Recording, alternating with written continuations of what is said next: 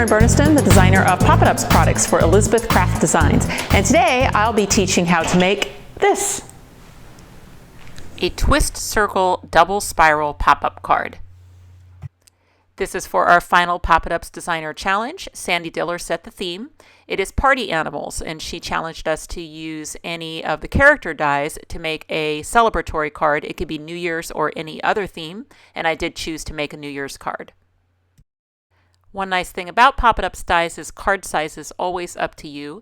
My backing card for today's card is an A2, so that's going to be 8.5 by 5.5, folded up the middle to make a 4.25 by 5.5 inch card.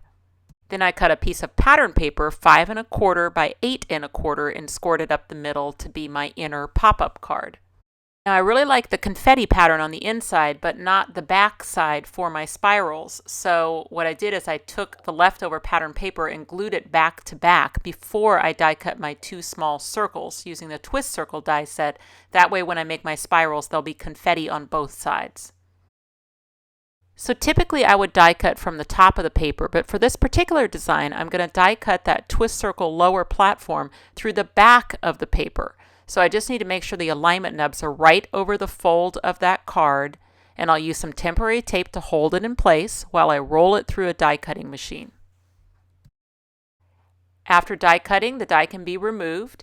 And for training the twist circle lower platform, it's just a matter of folding the card in the center. Now what I'm looking for is the diagonal fold lines, and I'm going to work those folds on the diagonal so that they are trained. Then everything comes right back up to the center again.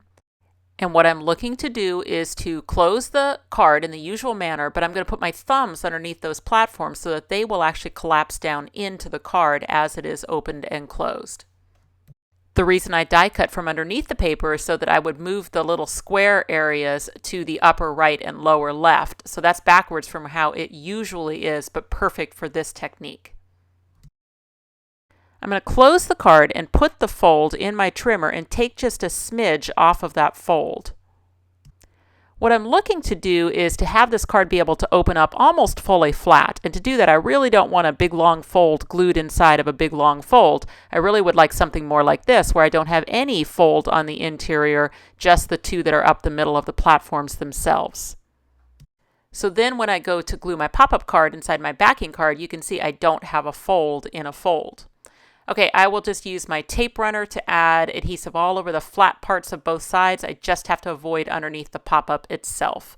And then I'm just going to make sure the center of that pop-up is right over the center fold of that card, but there's no adhesive underneath the pop-up part. That way, as I close the card, I can get those little platforms still to pop up inside the card. And that's all there is to it. Now I've got my card, it's got my two little platforms popping up, and those are going to be where I'm going to add my spirals.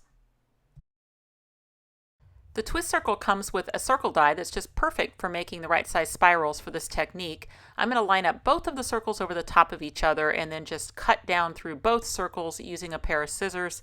And the idea here is choose anywhere to get started. I'm making mine about 1/4 inch thick. I'm not doing any kind of measuring or anything. I'm just basically cutting until I get to the center. Then when I separate those, I will have two identical spirals. Okay, time to attach these spirals to those lower platforms. And I'm going to do that with some glue just right along that flat cut edge on one side of the platform. And then I just want the outer portion of the spiral to attach across that part of the platform, just up at the top there. So the spiral itself ends up situated up above the platform. And you'll see too that it spins towards the center in a clockwise direction. Once I have the tail of my spiral attached securely to the top of the platform, you're going to see what's going to happen is the spiral itself is going to collapse down over into the center of the right-hand page. And what I need is an anchoring glue dot or some kind of strong adhesive. So I'm going to put a little dot of glue in the center of that spiral. Then what I want to do is I want to close the card and attach that spiral to the right side of the card by giving it a good press in the closed position. Now I'm going to open this carefully because it's quite possible that as I attached it, I really squished my spiral down and it's catching on itself. So I want to just loosen it. And then as the card is opened, that platform is going to pull up the end of the spiral but the center is anchored on the card. Okay, now I get to do this exact same thing. So if it's easier, just turn the card around and it'll look identical to what you just did. Grab the other spiral, the glue goes across the flat edge of the platform, the point of the spiral goes across that edge. Remember, it's pointing out towards the end of the card. The spiral itself is up above the platform and spinning in a clockwise direction. Okay, I'm going to speed it up a little bit here, but the idea is just what I did before, a glue dot right in the center of the spiral. Now this time, as I go to try and close it, it's going to want to crash into the other spiral, so I need to make sure that my new spiral is kicked to the right side of that other spiral so that it won't get in the way as it closes, and it'll come down and allow you to attach that center glue dot to the side of the card. And then you'll see what happens is those two spirals expand and then they collapse down next to each other. This is just optional reinforcing, but I am a big fan with spirals to add a staple out on the ends of the spirals where they're connected. Then I know for sure I don't have to worry about those spirals coming disconnected depending on the weight of the embellishments that I put on those spirals. So this is a great generic adaptation of the twist circle. Another way to use it, it just uses that one die set and then you get this cool double spiral pop-up. Anything that you put on those spirals is going to pop up. The party animal that I'm choosing for my card is number 909, Hoppy the Frog. Now Hoppy is pretty easy to alter if you'd like to have him jumping. Just chop off his legs and then put those on a shadow layer of their own, trimming around it so that you get that little black shadow even on the insides of his legs. And then if you'd like them to be a little bit longer, they can be extended by cutting another set of legs and just gluing them knee to knee. So he's got feet on both ends. But then you can kind of chop off his toes and put the glue up behind one end, and that gives you a lot longer leg so that you can put him in all sorts of cool jumping positions. Then for his other leg, I'm going to glue on his leg extender at a bit of an angle so that I have a different kind of style to his leg on this side, and he's got a bent knee.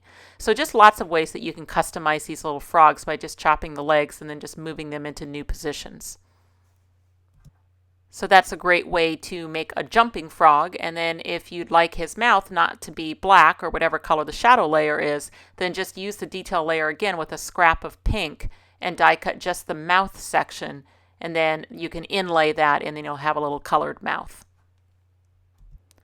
So now I just get to choose a position for jumping Hoppy on one of the spirals. And I think he's going to work best out towards the outside here on that little section of the spiral. I also have to watch in the closed position that he's going to fit, but he has plenty of room for that little portion of the spiral. So it's just a matter of figuring out where he's going to touch the spiral. It looks like I can put the glue behind three of his legs, and then I can just go in there and attach those legs to the spiral really at any position. It is a good idea to close the card and make sure that he does stay within the card limits in the closed position, but he's doing great.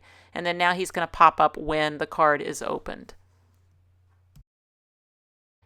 Then for my other frog, I just assembled him the usual manner. So no leg chopping, no changing the position of his legs. I just assembled him shadow layer, detail layer, eyeballs, and then figured out a spot where he can go on the spiral and just add the glue to the spiral and press him into position. And once again, maybe before the glue dries too much, I want to just close the card and make sure that he is hidden by the card limits, and he is. So now I've got my two frogs on the spiral. And from here, it really is just a matter of whatever decorations that I want to add to this thing. The embellishment dies I used came from number 1206, the Anita Frames pop-up. It had the crowns that I used on top of the frogs and the label that I used for the greeting and the little string banners that I used to make the date. And the actual numbers themselves are letter stickers. Now, I came into a little bit of an issue with these banners. If I had used just 3 banners, they would have fit perfectly just strung from spiral to spiral. But of course I needed 4 banners because I was doing a date, and that became a bit of an issue to get them to fit. So what I ended up doing was I took the 2 banner and I anchored it to the spiral. So I just stapled it on there. And then when the string comes through the 2 banner, I actually left a long tail and attached it to the base of the card. Now why did I do that? Because I needed slack. I needed basically that string to be able to pull out through the 2 banner and allow the other banners to lay flat, but then I still wanted the slack to be removed when the card was opened so that they would hang up in the air in the right position. I'm a big fan of a simple lead-in for the fronts of pop-up cards, and so for this one it just uses some letter stickers to spell out Happy New Year, another frog, and another crown. And then when it opens, you can see I stamped a greeting on one of those Anita frames. It is a Stampin' Up set, and it says, "Good wishes your way." If you are interested in any of the products that I used in today's card, you will find direct supply links in both the About section on YouTube and on the blog post. And you can find a link to that in the About section or in the upper right corner of this video. You'll find inspiration on my Facebook page, Karen Burniston Designer. I'd love it if you'd give it a like. Here is a handy way for you to subscribe to this YouTube channel if you haven't already. Just click on my logo to subscribe, and here are a couple more videos that I thought you might enjoy. And for more pop-up ideas, check out my blog, KarenBurniston.com. Thanks for watching.